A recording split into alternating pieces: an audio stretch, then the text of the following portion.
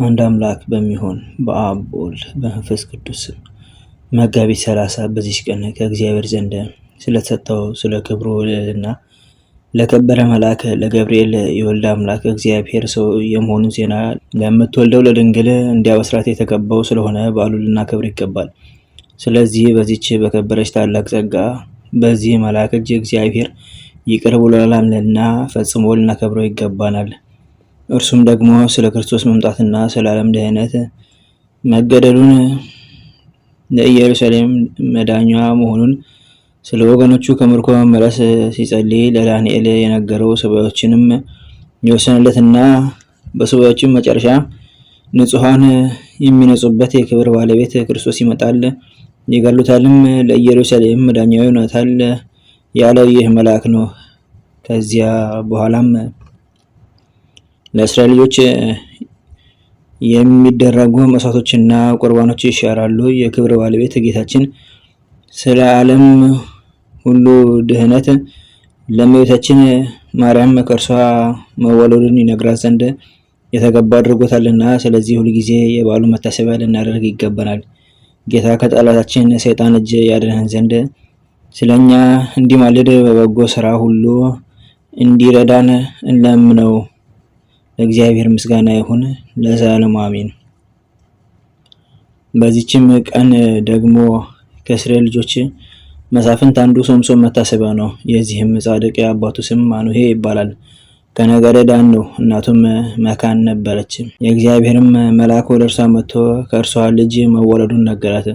የወይን ጠጅ የማር ጠጅ ከመጠጣት ለመስዋዕት የማይሆን ርኩስ የሆነውን ሁሉ ከመብላት እንድትጠነቀቅ አዛት። ያም ሕፃን ከእናቱ ማፀን ከተወለደ ጀምሮ ለእግዚአብሔር የተለየ ገንዘብ ነውና በራሱ ላይ ምላጭ አይደርስበትም። እርሱም እስራኤልን ከኢሎፍላውያን እጅ ሊያድናቸው ይጀምራል አላት። የእግዚአብሔር መልአክም ያላትን ለባሏ ነገረችው። ያን መልአክ ያሳየው ዘንድ እርሱም ወደ እግዚአብሔር ለመነ። ልመናኑም ሰማው። የእግዚአብሔር መልአክ ተገልጦለት ለሚስትህ ያዘዝኳትን እንድትጠነቀቅ እዘዛት አለው። ከዚህም በኋላም ጸንሳ ይህን ጻድቅ ሰው ወለደችው። እግዚአብሔርን ባረከው። የእግዚአብሔርን መንፈስ ረድኤት አድሮበት ከኃይል ጋር ተወለደ። ሕፃኑም አድጎ ጎለመሰ። በአንዲትም ዕለትም አንበሳ ሊበላው በእርሱ ላይ ተነሳ። የእግዚአብሔርን መንፈስ አደረበትና የፍየል ጠቦትን አንስተው እንዲጥሉ አንስቶ ጣለው። በእጁም ውስጥ እንደ ኢምንት ሆኖ ገደለው። ሁለተኛም ስለሚስቱ በተቆጣ ጊዜ ሶምሶን ሄዶ በሩጫ 300 ቀበሮችን ያዘ። ችቦ አምጥቶ በጅራታቸው አሰረ። በሁለቱም ጅራቶቻቸው መካከል አንዳንድ ችቦ አደረገ። በዚያም ችቦ እሳትን አቀጣጥሎ ወደ ኢሎፍላውያን አዝመራ ሰደዳቸው። የታጨደውን ክምር እሸቱን፣ ነዶንም፣ የዘይቱን እና የወይኑን ቦታዎች አቃጠለ። ሊጣሉትም በተነሱበት ጊዜ ጭንጭናቸውን ሰበራቸው። ብርቱ ሰልፍም ተደርጎ ብዙ ሰዎችን ገደለ። ወርዶም በዋሻ ውስጥ ተቀመጠ። ስለዚህም ኢሎፍላውያን ወደ ይሁዳ ዘምተው የአህያ መንጋጋ ባለበት ሰፈሩ። የይሁዳ ሰዎች ሁሉ ወደ እኛ ለምን ዘመታችሁ አሏቸው። ኢሎፍላውያንም ሶምሶንን እናሳፈረው ዘንድ እንዳደረገብንም እናደርግበት ዘንድ መጣን አሉ።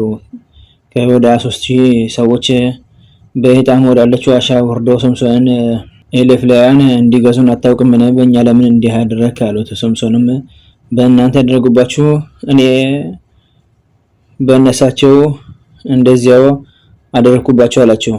አስረን ለኢሎፍላውያን ልንሰጥ መጣን አሉት። ሶምሶንም እናንተ እንዳትገሉኝ ማሉኝ፣ ለነሱ አሳልፋችሁ ስጡኝ፣ እናንተ ግን እኔን በጠብ አትገናኙኝ አላቸው። እነርሱም አሉለት።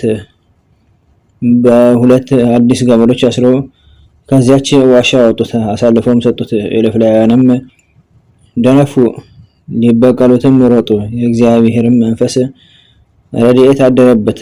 በክንዱ ያሉ ገመዶች ገለባ እሳት በበላው ጊዜ እንዲያር እርር ኩምትር አሉ። እስራቱም ከክንዱ ተፈታ። የአህያ መንጋጋ አጥንት በጎዳና ወድቆ አገኘ። እጁን ዝቅ አድርጎ አነሳት። በዚያችም 1000 ሰዎችን ገደለባት። ከዚህም በኋላ ውሃን እጅግ ተጠማ፣ ወደ እግዚአብሔርም ጮኸ። ይህ ታላቅ ድህነት በእኔ በባሪያ እጅ አደረክ። አሁን ግን በውሃ ጥም እሞታለሁ፣ በእነዚህም በቁላፋን እጅ ውስጥ ወድቃለሁ አለ። እግዚአብሔርም ከዚያች ከአህያ መንጋጋ ውሃን አፈለቀለት። ያንንም ጠጥቶ ነፍሱ ተመለሰችለት። እስራኤልም 20 ዓመት አስተዳደራቸው። ከዚህም በኋላ ሶምሶን ከዚያ ተነስቶ ወደ ጋዛ ሄደ። በዚያም ሚስት አግብቶ ተቀመጠ። ለጋዛ ሰዎችም ሶምሶን ወደዚህ መጣ ብሎ ነገራቸው። በከተማውም በር ሌሊቱን ሁሉ ከበው ሲጠብቁት አደሩ። ሌሊቱን ሁሉ ስንጠብቅ አደርን፣ ጠዋት እንግደለው አሉ። ሶምሶንም እስከ ሌሊቱ እኩሌታ ተኛ። ከዚያም በኋላ ተነስቶ በከተማ በር ያሉ የመጠበቂያውን ደጃፍ ሁለቱን የመቃን መድረኮች ያዘ። ከሰዎች ሁሉ ጋራ በትከሻው ተሸክሞ በኬብሮን አንጻር ወዳለ ተራራ ወጥቶ በዚያ ጣላቸው። ከዚህም በኋላ በሶርያ ወንዝ አጠገብ የምትኖር ሴት ወደደ። ስሟም ደሊላ ነው። እርሷንም አግብቶ በዚያ ተቀመጠ። የዮፍሊ ሹማምንትም ወደ እርሷ ወጥተው አታሊልን ኃይሉ ምን እንደሆነ በምንም እንድንችለው እና እንድናደክመው ዘንድ በምን እንድናስረው እወቂ፣ እኛ 1000 ሰዎች 1000 ብር እንሰጥሻለን አሏት። ደሊላም ሶምሶንን ኃይለ ጽኑ መሆኑ በምን እንደሆነ ንገረኝ፣ በምንስ ቢያስሩህ ትደክማለህ አለችው። ሶምሶንም 3 ጊዜ ሸነገላት። ደሊላም እወድሻለሁ፣ ልቤ ካንቺ ጋር ነው፣ ለምን ትለኛለህ? እነሆ ስትሸነግለኝ የሶስተኛ ነው። ኃይልህ ጽኑ መሆኑ በምን እንደሆነ አልነገርከኝም አለችው። ከዚህም በኋላ መላ ሌሊቱን በነገር ባረከመችው ጊዜ ልሙት ብሎ እስቲበሳጭ ድረስ ዘበዘበችው። በልቡ ያለውን ሁሉ ነገራት። እኔ ለእግዚአብሔር የስዕለት ልጅ ነኝና ከእናቴ ማፀን ከተወለድኩ ጀምሮ መላጭ ራሴን አልነካኝም። ጠጉሬን ከተላጨው ኃይሌ ተለይቶኝ እደክማለሁ፣ ከሰውም እንዳንዱ ሆናለሁ አላት። የልቡን ሁሉ እንደገለጠላት ባወቀች ጊዜ በጭኖቿ መካከል አስተኝታ ሲያንቀላፋ ጠጉር ቆራጭ ጠቀሰች። 7ቱንም የራሱን ብርጎች ቆርጣ ጠጉሩን ላጨች። እርሱም ይደክም ጀመረ፣ ኃይል ተነሳው። ኤልፍላውያንም ይዘው 2 አይኖቹን አወጧቸው፣ ወደ ጋዛም አውርደው በእግር ብረት አሰሩት። በግዞት ሆኖ እህልን ይፈጭ ነበር። ከዚህም በኋላ የኤልፍሌ አለቆች ለጣዖት መስዋዕት ሊሰዉ ተሰበሰቡ። ሕዝቡም ባዩት ጊዜ ጣዖቶቻቸውን አመሰገኗቸው። አገራችንን ያጠፋት፣ ሬሳችንን ያበዛ ጠላታችንን በእጃችን ጣለው አሉ። ከዚህም በኋላ በልተው ጠጥተው ደስ ባላቸው ጊዜ በፊታችን ይጫወት ዘንድ ሶምሶንን ከግዞት ቤት ጥሩት አሉ። ጠርተውም አምጥተው ተዘባበቱበት፣ በ2 ምሰሶች መካከል አቆሙት።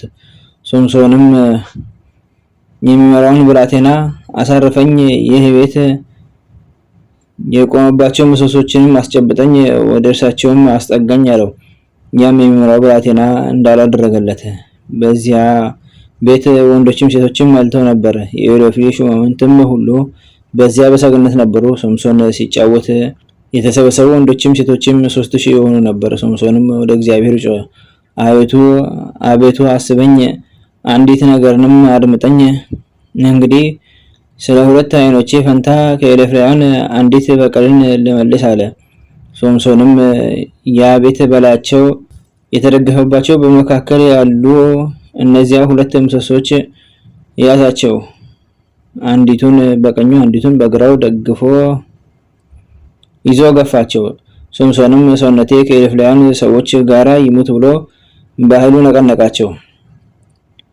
ያም ቤት በውስጡ ባሉ በሕዝብ ላይና በኤልፍላይ ሹማምንት ላይ ወደቀባቸው። የሞቱትም እንዲሆኑ ሶምሶን በሕይወቱ ሳለ ከገደላቸው ሲሞት የገደላቸው በዙ። የአባቱ ወገኖች ሁሉና ወንድሞቹ ወርደው በድኑን አነሱ፣ ወስደውም በአባቱ በማኑሄ መቃብር ቀበሩት። የፈጣሪው ቸርነት ከኛ ጋር ለዘላለሙ ትኑር አሜን። በዚችም ቀን ደግሞ ያዕቆብ ግሙድ የስጋው ፍልሰት የሆነበት ነው። እነሆ ገድሉን ግን ህዳር 27 ቀን ጽፈናል። በረከቱ ከኛ ጋር ለዘላለሙ ትኑር አሜን።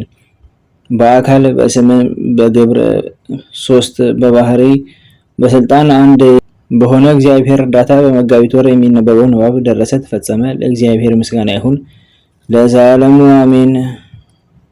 ዛ አቅረብኩ ማህሌት ዘኪር አይላፈ ምንህፀምልከ ዘልፈ ለላነብ ተወከብ ዜኔቴ መጽሐፈን ተለሰከ እግዚኦ ጸሪቀኑ ተኩፈ ምላቡ ናዘተርፈ ነቢያት ቅዱሳን ሐዋርያት ሰባኪያን ሰማዕታት ወጻድቃን ደናግል አዲ ወመነኮሳት ኢራን ባርኮ በበዛቲ መካን እስከ ረገይሊ ቁንስሳን ለዛፎ በክርታስ ወለዛጻፎን ዘርስ ወለሳምቦ ስርጎ መሳዲስ ወለሰማ ቃሎ ዝነፈስ ጸሎተሙ ማያም አለቂታ ሁሉ አንባስ ወሬ ያማረን ኢየሱስ ክርስቶስ በቅዱሳኑ ጸሎት ጠብቀን በረከታቸው ከኛ ጋር ትኑር። ኦ አምላክነ በከመ ርትከ ወአኮ በከመ አምሳነ አቡነ ዘበሰማያት